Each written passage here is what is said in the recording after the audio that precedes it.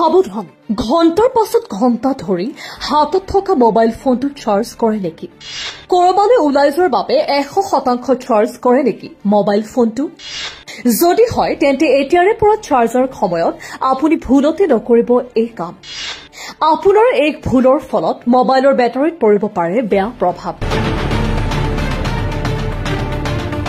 Smartphone অবিহনে আজিৰ জীৱনটো প্ৰায় অচল। বেছিভাগ কামেই স্মাৰ্টফোনৰ জৰিয়তে কৰা হয়। এই কাৰণে স্মাৰ্টফোনৰ বেটাৰী সকলো সময়তে চাৰ্জ কৰি ৰখাটো অতি প্ৰয়োজনীয়। বহুতে গোটেই দিনটো কাম কৰিবলৈ প্ৰায় গোটেই ৰাতি ফোনটো চাৰ্জ কৰে। এই অভাৰনাইট চাৰ্জক লৈ বহু মতানৈক্যৰ সৃষ্টি হৈছে। বেছিভাগ মানুহে নাজানে ৰাতিটো মোবাইল চাৰ্জ কৰাটো উচিত নে ভুল। মোবাইল নিৰ্মাতা কোম্পানীসমূহৰ মতে ফোনটোৰ বেটাৰীৰ জীৱন কেৱল চাৰ্জৰ ওপৰত ভিত্তি কৰিয়েই নহয়, এই উষ্ণতাৰ উঠানমা আৰু গ্ৰাহকৰ চাৰ্জিং অভ্যাসকে ধৰি কেইবাটাও কাৰকৰ ওপৰত নিৰ্ভৰ কৰে। ফোন এটাৰ লিথিয়াম আয়ন বেটাৰীৰ বয়স বৃদ্ধি হোৱাৰ লগে লগে ইয়াৰ চাৰ্জ ধৰি ৰখাৰ ক্ষমতা কমি যায়।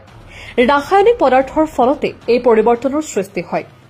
সেইবাবে পুৰণি ফোনবোৰ বেছিদিন টিকি নাথাকে। কিন্তু এক্সট্ৰা চাৰ্জিং কৰাৰ অৰ্থ এইটো নহয় যে ফোনটো ভাল হ'ব, বৰঞ্চ ওলোটা হোৱাৰ সম্ভাৱনাই প্ৰবল। এপলে কয় যে আইফোনসমূহে বৰ্ধিত সময়ৰ বাবে সম্পূৰ্ণ চাৰ্জ ধৰি ৰাখিলে বেটাৰীত স্বাস্থ্যত প্ৰভাৱ পেলাব পাৰে। ছেমছাঙকে ধৰি আন এণ্ড্ৰইড ফোন নিৰ্মাতা কোম্পানীসমূহেও একে কথাই কৈছে। ফোনটো চাৰ্জাৰৰ লগত দীৰ্ঘ সময় বা ৰাতিটোৰ বাবে সংযোগ কৰি ৰাখিব নালাগে। হুৱে কোম্পানীটোৰ মতে ফোনটোৰ বেটাৰী স্তৰ যিমান পাৰি মাজৰ 30% পৰা 70% ওচৰত ৰাখিলে ফলপ্ৰসূভাৱে বেটাৰীৰ জীৱনকাল বৃদ্ধি পাব পাৰি। এইটো সঁচা যে বেটাৰী ভৰ্তি হলে ফোনটো স্বয়ংক্ৰিয়ভাৱে চাৰ্জিং বন্ধ হৈ যায়।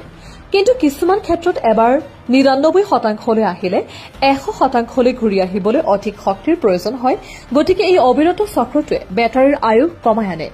সেইকাৰণেই বেছিভাগ ফোনতে চাৰ্জিং ৰেগুলেশ্যনৰ বিকল্প থাকে। এই কাৰণে ফোনটোৰ বিল্ট ইন বৈশিষ্ট্যসমূহ ব্যৱহাৰ কৰিব লাগে। iOS 13 আৰু পিছৰ আইফোনত অপ্টিমাইজড বেটাৰী চাৰ্জিঙে সম্পূৰ্ণ ফোনটো চাৰ্জ কৰিবলৈ লোৱাৰ সময়ৰ পৰিমাণ হ্ৰাস কৰে। এবাৰ সক্ৰিয় হলে আইফোনে চাৰ্জিং অভ্যাস বিশ্লেষণ কৰে আৰু 80% চাৰ্জ সম্পূৰ্ণ হোৱালৈকে অপেক্ষা কৰে। অপ্টিমাইজড বেটাৰী চাৰ্জিং পপ আপটো টেপ কৰি ধৰি ৰাখি ইয়াক অভাৰৰাইড কৰিব পাৰি। ই অবিকল্পিতভাৱে অন, কিন্তু ছেটিংছ বেটাৰীৰ স্বাস্থ্য অনুকূলিত বেটাৰী চাৰ্জিঙলৈ গৈ ই অন আছে নে নাই দুবাৰ পৰীক্ষা কৰিব পাৰি। যি ধৰণৰ ফোন নহওক কিয় ইয়াৰ বেটাৰী লাইফত আটাইতকৈ বেছি বৈশিষ্ট্য আছে। সংহতিসমূহত বেটাৰী অংশলৈ নেভিগেট কৰক আৰু চাওক কি বিকল্পসমূহ উপলব্ধ। দৈনিক ব্যৱহাৰ যিমান কম হ'ব বেটাৰী সিমানেই বেছিদিন টিকি থাকিব। ইয়াক সহায় কৰিব পৰা প্ৰযুক্তিও আছে। ইয়াত সুবিধাজনক অটমেটিক শ্বট অফ টাইমাৰ আছে, যাৰ ফলত ফোনটো কেৱল এটা নিৰ্দিষ্ট সময়ৰ বাবেহে চাৰ্জ হ'ব পাৰে।